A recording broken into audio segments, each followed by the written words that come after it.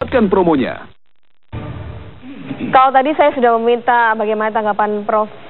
Cipta terhadap Kabinet Trisakti Joko Widodo ini, sekarang saatnya saya ke Mas Yudi terkait dengan di posisi ekonomi.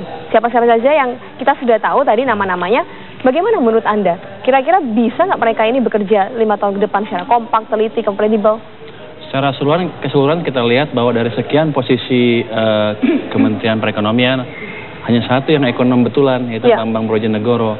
Yang lain kelihatannya bukan ekonom.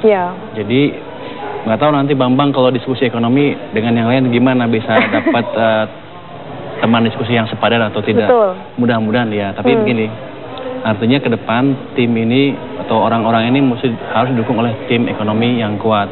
Kalau enggak mereka hanya akan, selain Bambang ya, bicara sesuatu yang kelihatannya perlu tapi secara ekonomi tidak perlu, sehingga strategi kita tidak terlalu baik.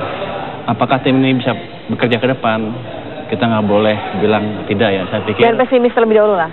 Mungkin reaksi orang mungkin pertama negatif, tapi selama tim ini bisa menunjukkan dalam beberapa bulan ke depan bahwa mereka mampu dan bisa bekerja, saya pikir reaksi itu akan hilang pelan-pelan. Jadi saya tidak pesimis dengan tim yang ada sekarang.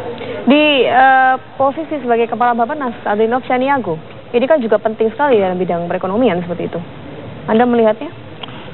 Saya tidak terlalu mengenal sosok Adrinov Caniago dan saya nggak pernah baca pandangan-pandangannya tentang ekonomi atau strategi Indonesia ke depan. Padahal Bappenas adalah semacam dapur di mana kita menentukan strategi ke depan. Sebetulnya kemajuan Indonesia ke depan tergantung gimana Bappenas membentuk strategi ke depan. Kalau Menko Perekonomian, Menteri Keuangan dan lain sebetulnya pelaksana dari strategi yang dibentuk oleh Bappenas. Jadi kalau kita lihat mungkin Pak Adrinov juga harus memanggil orang-orang yang kuat untuk membantu dia.